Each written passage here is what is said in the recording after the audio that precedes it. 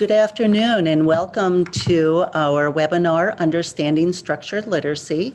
My name is Ria Hochstein. I work for the Department of Education, Special Education at the Nebraska Department of Education. And we also have... Hi, new friends and old friends. This is Abby Burke, and I am the reading specialist at Nebraska Department of Education. And we're excited to have all of you here with us today. Just a couple webinar reminders. If you would be sure to close other applications and resources on your device. And for a larger view, click on the full screen icon on the right-hand corner. Place your microphone on mute during the webinar, and then if you have any questions, go ahead and submit those in the chat box. There will be time at the end of the webinar for us to answer those. All right, so a few of our goals to help us to keep us focused. Today we have, our first goal is to support you and all and us in understanding the connection between structured literacy as it relates to the legislature 1052, or as we call it often, the dyslexia bill, and consider reading related difficulties and dyslexia and how they perhaps fit into this idea of structured literacy. We also want to be able to better understand the components of structured literacy as well as the key components. And then throughout this webinar, be thinking about how schools or how you might implement structured literacy within an intervention program. All right, so the first thing I want to really talk about is the Nebraska Reading Improvement Act. While it's separate from the dyslexia law, I think it's important to really think about how these all interconnect. This is a newer legislation that actually is implemented just this school year. And some of you may be intimately familiar with this as you're providing your universal screeners for all of our K2 students, actually K3 students. Those of you that perhaps work with older levels may not be as familiar or may not even be aware that this law is in place. But I just wanted to bring that to your attention, and I'm actually going to take you to the website so that you, just to provide you a resource so that you can go and look at, whoops, did it go there? No. Can you go back? And then Drew, can you help me flip to? Yeah, just click on that. Just click on this, okay. So this is the website where you can get a lot more information about Nebraska Reads, the Nebraska Reading Improvement Act. And again, it is specifically for kindergarten through third grade students. So as you're hearing about this or want to know more about this, this is the place to go.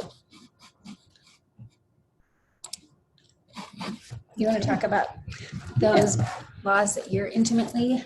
Yeah, the next bullet says Instruction and Teacher Education for Dyslexia, Legislative Bill 1052.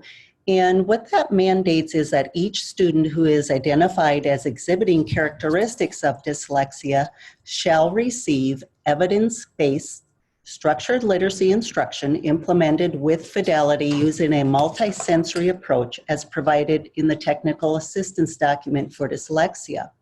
That is one part of the legislative bill. The second part details that the Nebraska Department of Ed will develop and distribute a technical assistance document for dyslexia. That is available on the special education website that is listed at the end of our webinar today. And then you'll be able to access that yourself, or you can go to the Nebraska Department of Education website and just type it into the search box. The dyslexia document provides an analysis of the definition of dyslexia and then common indicators for dyslexia for preschool children all the way to post-secondary.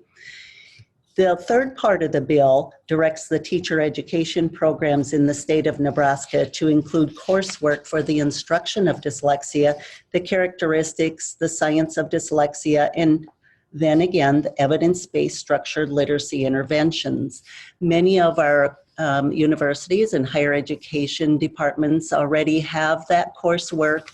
that has started this fall. Some has already occurred this last summer. So continue to look at your universities' sites for particular coursework in the area of dyslexia.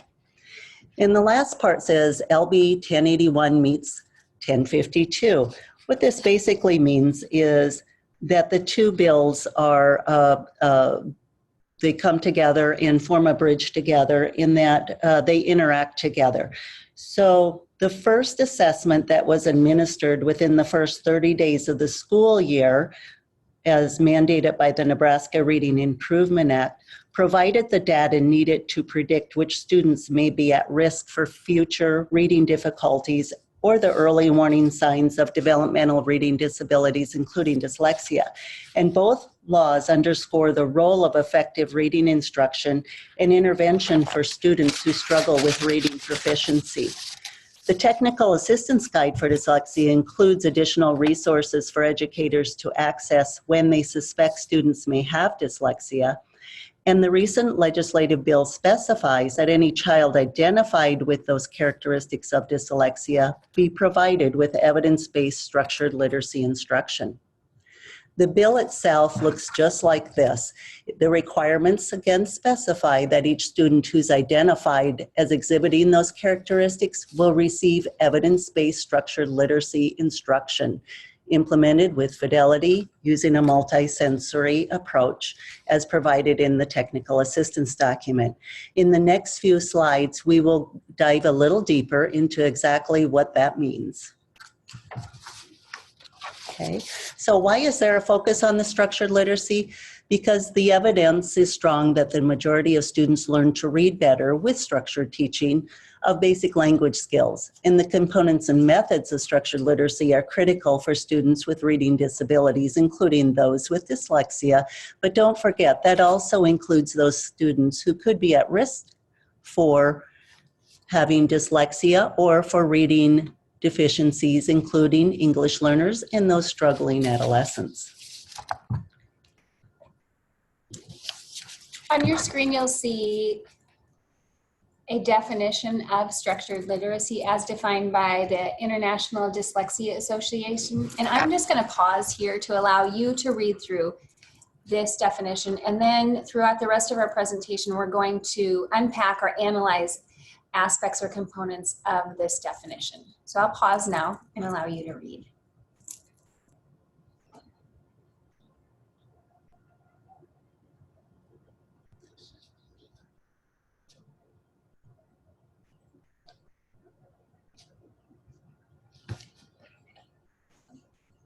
All right, so now I'm gonna break it down a little bit and look at specific components within this definition. So Rhea, will you flip to the next slide? Thank you.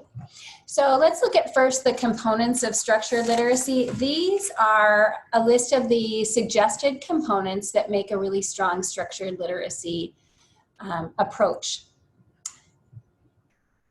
Phonological awareness. When we're thinking about phonological awareness, we're thinking about the ability to detect and manipulate the smallest unit of sound. For example, I often think of the word cat, and the smallest sound in that, smallest sounds within that word are k, at. So we want to help our students to hear those three components, and then also think about, or phonemes, and then also think about and support our learners and readers in understanding how to segment, blending the sounds, blending syllables. Those are all things that address and relate to phonological awareness. The second component, sound symbol association, that's the ability to connect those sounds and syllables, both visually and then auditory. How do we connect those two, and how do we provide instruction to support our readers in connecting those sounds and symbols? Orthography. When you're looking at a structured literacy program, we're going to want to look at, does a structured literacy program or instruction include spelling patterns, what words mean, and then also an often forgotten piece of that is letter formation. All of those are components that connect with orthography. Morphology. Morphology is allowing students to study and supporting them with instruction with base words, root words, prefixes, suffixes. All of those are encompassed in morphology. Grammar and syntax, another component of structured literacy. That includes grammar, sentence variation, mechanics of language. The next one is vocabulary. And when we're thinking about vocabulary and what vocabulary looks like in a structured literacy program, we're looking at, are words specifically taught? Are they synonyms taught, antonyms, things like idioms? Are we including visual representation for concepts in order to develop and expand our readers' vocabulary? Second to last one we have is fluency. Fluency doesn't just include accuracy, it also includes rate and prosody. And our last category is reading comprehension. And we want to think about, does our structured literacy program include the ability to help our students make meaning across text, within a text? Are we looking at and teaching for text structure and understanding how text structure can support reading comprehension? And then does your structured literacy program include something, a way of thinking about comprehension using graphic organizers? And then lastly, what role does background knowledge play in understanding reading comprehension? Very good. So we looked at the components of structured literacy, and now we're going to talk about the instruction. So there are several main key principles of structured literacy, different methods of delivery, and of course there's many programs that are considered structured literacy, and then we're going to talk about evidence-based practices. In the following 4 slides, we're going to delve a little deeper into those. So the key principles of structured literacy are explicit, direct, systematic, multisensory, cumulative, and diagnostic. Explicit means that the skills are explained by the teacher, one language and print concept at a time. Children are not just expected to develop these skills based mainly on exposure. Highly explicit instruction is provided in important foundational skills such as decoding and spelling, but also in higher level aspects of literacy such as syntax, reading comprehension, and text composition. And our skills should be taught directly through teacher modeling with explanation, perhaps providing a think aloud with step-by-step demonstration, then guided practice. Active responding techniques such as co-responding or turn and talk provide engagement at each step, and multiple opportunities are provided to practice instructional tasks. So well-targeted prompt corrective feedback on errors is provided after initial student responses.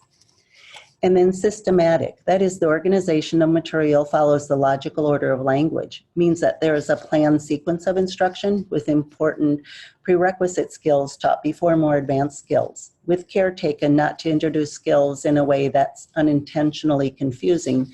For instance, children are not expected to decode or spell complex words before they have learned to decode and spell simpler words. And teachers avoid introducing highly confusable phonics elements such as B and P or multiple short vowel sounds simultaneously. So the use of carefully chosen examples are given and non-examples. Anyways, we want to remember that children should have ample opportunities to apply their developing skills in reading texts that are capable of decoding and comprehending. And then the multisensory principle. That's instruction that frequently uses strategies such as tracing, writing, finger spelling, moving tiles into sound boxes as words are analyzed, using hand gestures to support memory for association, building words with letter tiles, or assembling sentences with words on cards, blending and segmenting sound letter combinations, and learning syllable patterns. So listening, speaking, reading, and writing are often paired with one another to foster multimodal language learning. And then cumulative instruction reviews all the concepts that have been introduced, and new learning builds upon prior knowledge. This sequence is logically ordered again with the most repetitive sounds of the alphabet in order first. And diagnostic Teachers must be adept at individualizing instruction, even within groups, based on careful and continuous assessment. The teacher continually monitors a student's level of mastery with progress monitoring. Okay. When we're considering our implementation of structured literacy, it's really important to think about your methods of delivery. When I work with folks and we're thinking about, we're going to be using structured literacy, what is the context that we'll be working with the students and what are the needs of the students? This will help you to drive your decision making about who's going to implement the structured literacy instruction. It needs to be a trained personnel.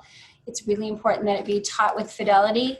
And when we consider fidelity, we want to be thinking about fidelity in terms of what are the needs of the student. That will help you determine how you'll be teaching it with fidelity, with the children in mind. You also want to consider the group size. What is best for the group of students that you're working with within the context that you're in? And then the intensity of the need is going to determine the frequency of instruction. So how often are you going to be meeting with that group of students? And then lastly, you want to be thinking about and considering what progress monitoring tools are you going to use and how are you going to use them and how frequently you're going to use them. So next we're going to talk about programs a little bit. I just want to remind you that there is no single program that meets the needs of all students. But research does show that a multisensory structured literacy approach works well for many children with language learning difficulties. And it provides the students with explicit training using a systematic and sequential approach to learning. The key elements to look for within that are that we would insist on mastery before moving ahead to the next skill in training for those teachers in the system chosen. In schools, would select a structured literacy approach that best fits the needs of their specific population of students. So many well-intentioned programs, methods, and approaches fall under the umbrella of structured literacy. We're going to take a look at where you can find those approaches. All right, this is my favorite part. We've talked a lot about components of structured literacy, how to deliver it. Where are some resources that you can go that to explore structured literacy? So the first site I'm going to take you to, I'm just going to walk you right through it so you know exactly where to find it. So if we're looking at evidence-based practice, you've determined that a group of students would benefit from some form of structured literacy. You go to this website. This is a collaborative, and actually, can you talk a little bit about the collaborative? I'm going to put you on the spot, Ria, about this collaboration with UNL. Yeah, the UNL Student Engagement Project is a collaboration between the Nebraska Department of Education and the university. And the practitioners who work there are looking at different types of programs. They work with the Burroughs Center to examine specific programs for efficacy, the research-based, what group size there are, what kind of evidence is really there. Is it strong evidence or is it a weaker evidence? What grade levels that would pertain to? Is it multisensory? And you can find specific links for all of these evidence-based programs, not just for reading, but for math as well. And the areas we particularly want to look at today are those that describe evidence-based reading programs for elementary. And we're kind of looking at the elementary piece because, of course, the legislative bill specifies kindergarten through third grade. But if you have a need for students and programs within the middle and high school, you'll find that also on this site. So perhaps after you've done your universal screener, you've done some diagnostic assessments, and you've determined that you have a student or a group of students that would benefit from structured literacy, structured literacy related to perhaps phonological awareness. So you go to this site, Academics and Instruction, click on phonological awareness, and at this site, you can find a list of resources that you can go to for instruction and practice related to structured literacy. So that's one site that we want to direct you to. The next one is, I'm going to go back here, our programs. So you've looked at practices. Now you're also thinking about perhaps what programs could we use that use structured literacy. So we're going to take you back to that same site. Scroll down. You're actually going to go to evidence-based practices again, but we're going to go to academic and instruction. And we're going to scroll down to evidence-based reading programs. So again, here we've got practices. Now we're looking at programs.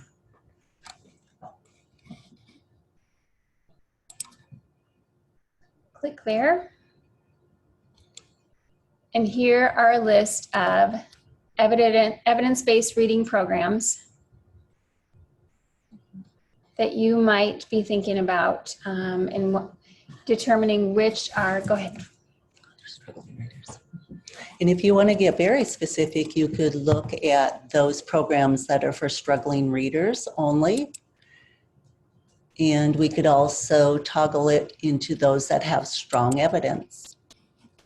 And it'll give you a list of several programs. You could go into any of these sites then, and it'll give you a little more information. So for example, if we just choose this Lindenwood phoneme segmentation, it'll give you a program description, the outcomes that are expected. And if you go to those links that are on the side, it will give you more information about those. All right. And my last favorite site I want to show you is the Nebraska MTSS framework. This is a place where you can go to explore and learn more about a comparison between the programs. So perhaps you're looking at LIPS and sound partners, and you want to find out how are they similar and how are they different. So you go to this site and then program comparison chart. And then it is actually in a document. And the reason it's a document is it's a live document. It is on a regular basis is being updated. Programs are being added to it. And our colleagues from across the state are evaluating programs and adding them to this. And then you'll scroll down to the bottom here. There's actually program comparisons for math, writing, oral language. We're going to look specifically at reading today. And you can see across all of the programs that have been evaluated so far. Rhea, I'm going to defer to you again. You're really good at identifying key points that relate to structured literacy and dyslexia and how the different categories we want to look at. Yeah, and so if we look at the top, they give you all of these headers here. So we'll find a certain program, for example. I'm going to go down a little bit and let's see. Let's look at, let's see, for example, fast forward. I'm just choosing any program here. And it'll tell you who the population is for. Sometimes they're divided into very specific levels. And if we look at fast forward, it says it's for pre-K to 12, comprehensive or skill specific. It's very skill specific. It does have placement tests. And as we continue to look at the top indicators, it can give us more information about those programs. And of course, as you had learned today, that we're looking at, is it explicit? Does it have explicit scripted instruction? Does it contain a multisensory approach? So we look over here at the fast forward, it says yes, and then it also gives you a cost comparison for that. Some of these are linked to the actual sites where you can look at a variety of components for those programs. So It does contain a lot of information, and you can look at where the evidence-based research is from. In this report is What Works Clearinghouse. There's often reports that you can pull off of there and get a little bit more in-depth information. Also, you can look at what specific skills that program has for its components. And so when we're looking for children, for example, with dyslexia, we want to make sure that it has the phonological component of language in there, and that we have skills that are based on sound symbol, phonology, decoding, fluency, and so on. Great, thank you. And again, this is a great resource to go to when you're thinking about which program would be most appropriate for the students with whom I work, and does it specifically address components and aspects of structured literacy. Or for other programs or students that you're working with, there are lots of different ways that you might want to use this comparison chart. And as Abby had mentioned earlier, this is added to frequently. In fact, if you have a program that you don't see listed, you could go ahead and submit that program to the center here. There is a place you can submit it on the MTSS site, and the Bureau Center will look into it and pull it apart as far as looking at all the research that's involved, and they will place it also on that spreadsheet.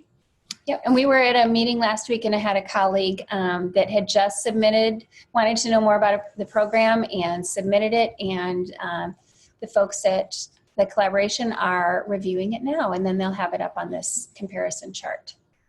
So again, it is a live document. Okay. All right. I'm going to take you to one other place that can provide some good resources, and that is, I like this graphic. It really does a nice job of explaining and showing through a graphic organizer the components of structured literacy, a definition, how they all work together, principles of structured literacy, how they're taught. And these are all of these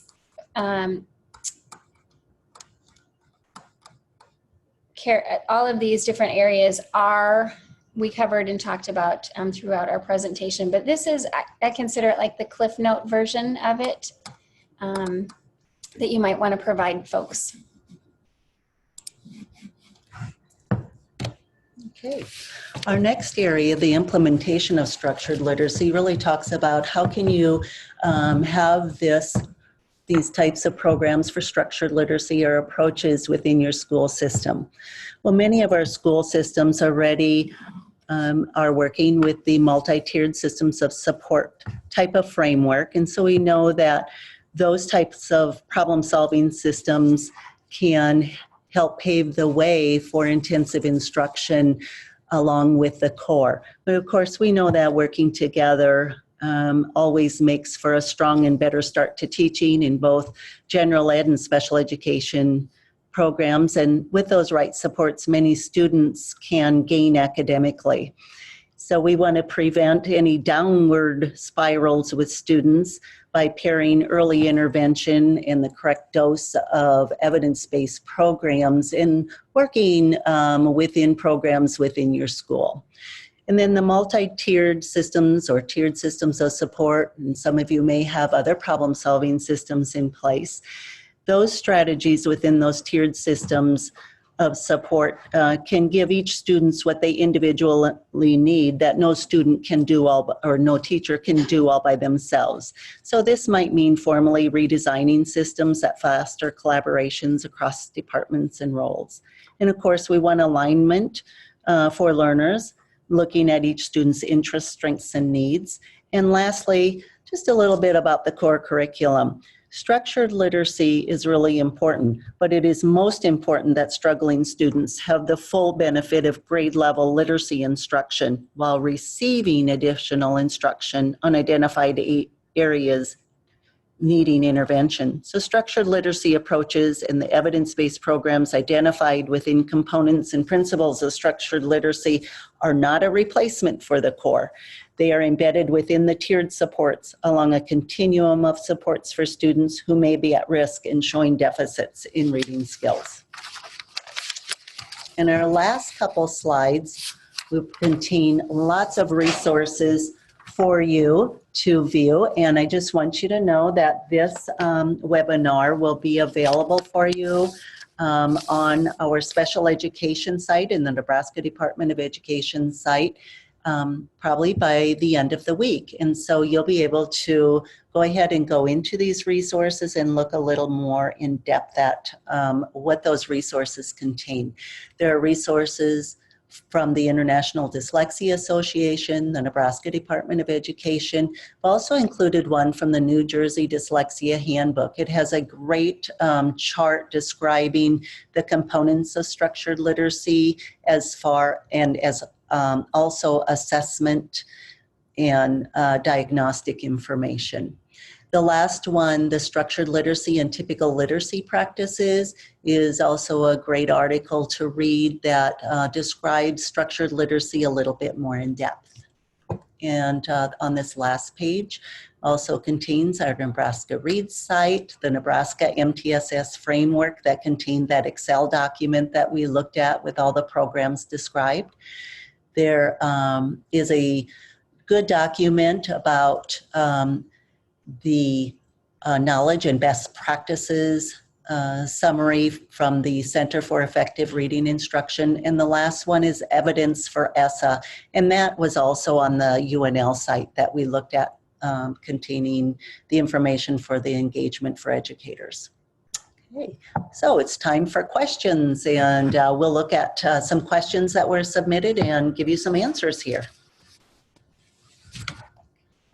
No questions? No. Okay. We're not currently seeing any questions posted, but if you would have some questions that you would like answered, you can contact either Abby at the address and email listed there, or myself at both nebraska.gov. One question. Okay, one question says, please help me understand the difference between specific learning disability in reading and dyslexia. Specific learning disability involves not just reading, but it also, there are different categories within specific learning disabilities. A child, for example, could have a specific learning disability only in the area of comprehension. And that would be very different from a student that would have just a disability, of course, in fluency. And that would mean as the child was assessed by our school psychologist or other evaluation that was completed, it showed that there was a need for that student to receive additional services. Also under specific learning disability, we could have students that only would verify in the area of math computation or math problem solving. Some students will only verify in the area of basic reading skills, and often that area may be a student that has a large gap in their proficiency and academic achievement as opposed to their intellectual development.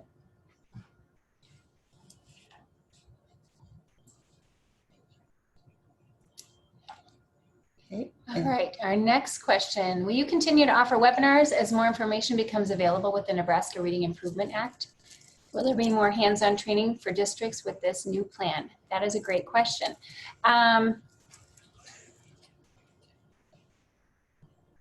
We currently don't have anything planned in the way of webinars. It is an option. And we are in the process of determining what the needs are across the state as we move forward in the implementation process. And I can also add to the information about information and training from districts. There are pockets of promise across the state of Nebraska in different reading programs that are being offered for professional development. For example, in ESU number 1, there are several dozen teachers being trained in the area of letters, LETRS, Language Essentials for Teachers of Reading and Spelling, as one area of professional development. Also in that area, the science of reading has been provided for many of the instructors. That is just one example. Many of the other educational service units are providing professional development now. If you're unsure, please contact your educational service unit director. And also look frequently at the Nebraska Reads website, because new information is being updated and uploaded to that website as we determine needs of districts across the state. And again, contact me if your district has a need. Contact me and we can see what we can do to support you with the implementation of the Nebraska Reading Improvement Act. I see if there's a question that says, can a student be verified in dyslexia or just SLD in reading? For students who have dyslexia, the verification actually falls under specific learning disability. It is along with some other verifications that fall under specific learning disabilities. By all means, a student that does have dyslexia, that should become a part of the multidisciplinary team report with a description of the evaluation and the components of that evaluation that identified the student as being a child with dyslexia. Often, the evaluation for students with dyslexia contain very specific assessments, such as the phonological awareness component of the language.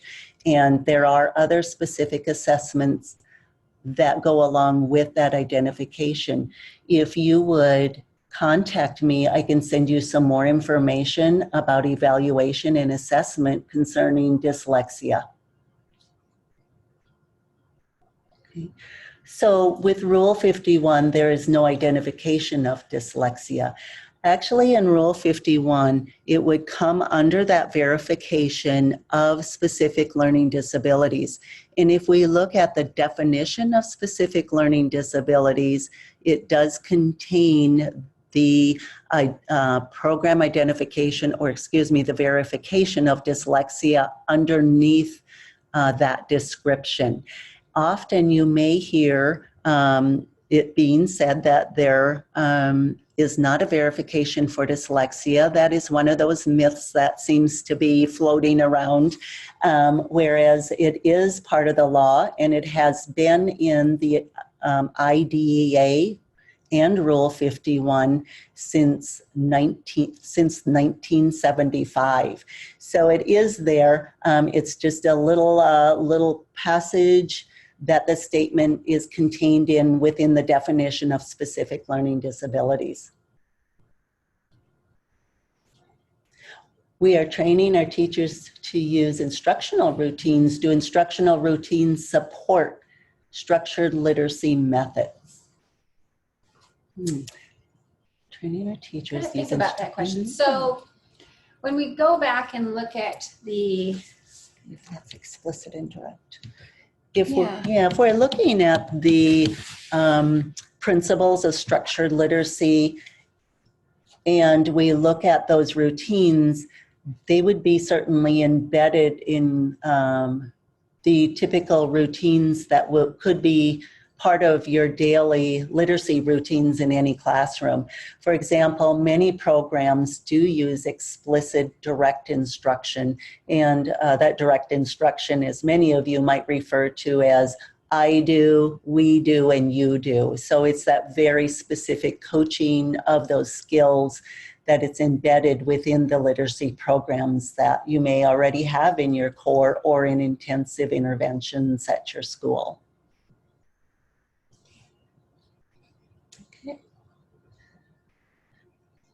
We don't see any other questions at this point. However, just another reminder, you are more than welcome to get a hold of us at the Nebraska Department of Education. And again, we will have this webinar up for viewing so that you can see those resources at the end. Thanks for your participation. Thank you. We appreciate your time, and thanks for all you do for the students across the state of Nebraska.